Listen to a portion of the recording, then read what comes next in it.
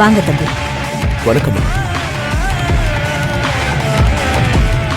நீங்க உட்காருங்க, நான் போய் குடிக்க ஏதாவது இருக்கட்டும். உங்களை பார்க்க தான் வந்தோம். ஆமா, ரம்யா எங்க? ரம்யா அவ இன்டர்வியூக்கு போயிருக்கா, வீட்ல இல்ல. திடீர்னு என்ன இன்டர்வியூ? அதுவும் என்கிட்ட ஒரு வார்த்தை கூட சொல்லவே இல்லையே. எனக்கு என்ன தெரியும், சிவாவும் அவளும் பேசிக்கிட்டு இருந்தாங்க. அவன் தான் இவ படிச்சதுக்கு இந்த இடத்துக்கு வேலைக்கு போனா சரியா இருக்கும்னு சொன்னான். அவளும் கிளம்பி இன்டர்வியூக்கு போயிட்டா. போட்டுமே, படிச்சுட்டு வீட்டுல இருந்தா எப்படி பொறுப்பு வரும்? அவ வேலைக்கு போறது நல்லதுதான், ஆனா அவ எப்பவுமே என்கிட்ட சொல்லுவாளே. அதான் சிவா கிட்ட சொல்லிட்டால, அப்புறம் என்ன? நான் தான் இப்ப வர வேண்டிய அவசியம் இல்ல, கொஞ்ச நாள் கழிச்சு வா போதும்னு சொன்னேன்ல. இப்ப ஏன் வந்த? அத்தை,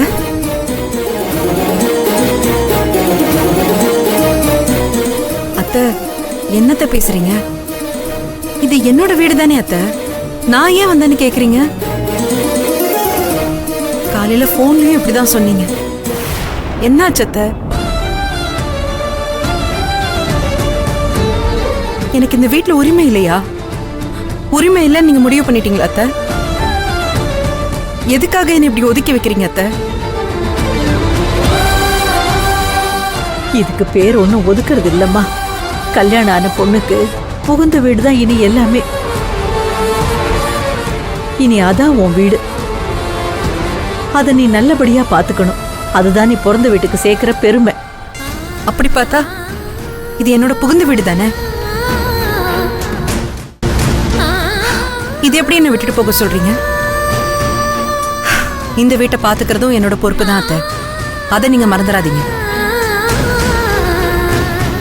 ஒரே நாள்ல நீங்க என்ன மறக்கலாம், ஆனா நான் பண்ண வேண்டிய கடமைகளை நான் மறக்க மாட்டேன். நாளைக்கு தேதி 1, வீட்டு வாடகை, பால்கார, மளிகை பாக்கின்னு தனித்தனியா வழக்கமா பிரிச்சு வைக்கிற மாதிரி பிரிச்சு வச்சிருக்கேன், கொடுத்துருங்க. வேண்டாமா, இன்னும் எவ்வளவு காலத்துக்கு தான் இந்த குடும்பத்துக்கு நீ உழைச்சு கொட்டிக்கிட்டு இருப்ப? இப்ப உனக்குன்னு ஒரு குடும்பம் அமைஞ்சிருச்சு, இனிமே நீ அதைத்தான் பாத்துக்கணும். இந்த பணம் எனக்கு வேண்டாம், நீ வச்சுக்கோமா.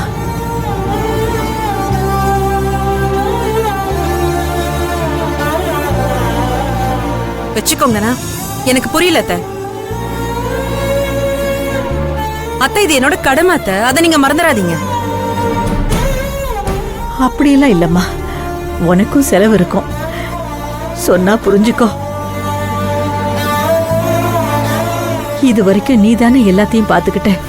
இது வரைக்கும் இல்ல, கடைசி வரைக்கும் நான் மட்டும்தான் இந்த வீட்டை பாத்துப்பேன். அது நான் உங்க மகனுக்கு பண்ணி கொடுத்த சத்தியம், அதை நான் என்னைக்குமே மீற மாட்டேன் அத்தை. இதுக்கு முன்னாடிதான் யாருமே இல்ல, எல்லாத்தையும் நீயே பாத்துக்கிட்ட.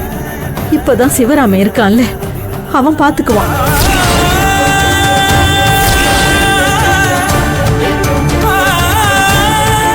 என்னத்த சொல்றீங்க? எனக்கு புரியல. அது ஒண்ணும் இல்லம்மா, சிவராம இடத்துல இருந்து சிவா தம்பி பாத்துக்கோன்னு சொல்ல வந்த.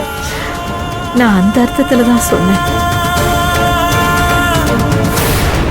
அந்த ரூமுக்கு கொடுக்கற காசு, அப்புறம் இந்த வீட்டு வாடகை, சாப்பாட்டு செலவு எல்லாத்தையும் இந்த தம்பியே கொடுக்கறேன்னு சொல்லிடுச்சு. அதைத்தான் நான் சொன்னேன்.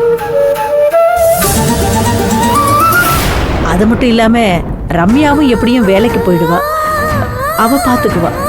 அது எப்படிமா? நாங்க 2 பேரும் இருக்கிறப்ப நீங்க இப்படி ஒரு வார்த்தையை சொல்லலாம்?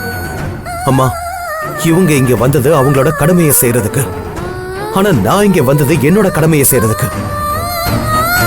உங்களை இங்க தனியா விட்டுட்டு நாங்க மட்டும் எப்படி சந்தோஷமா இருக்க முடியும்?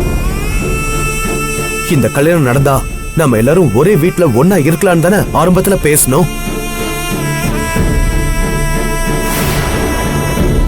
அப்படி இருக்கிறப்போ உங்களை மட்டும் எப்படி தனியா விட்டுருவோம்? நீங்களும் ரம்யாவும் அந்த வீட்டுக்கே வந்துருங்க, நாம எல்லாரும் ஒன்னா இருக்கலாம். என்ன உங்க பையன் மாதிரின்னு சொல்லுவீங்கல்ல, அது உண்மைனா வாங்க போலாம். பசங்களும் பாட்டி வரணும்னு ரொம்ப ஏக்கமா இருக்காங்க.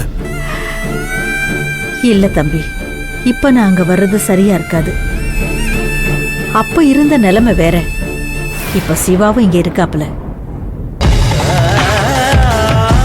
என்னால அவனை தனியா விட்டுட்டு வர முடியாதுப்பா.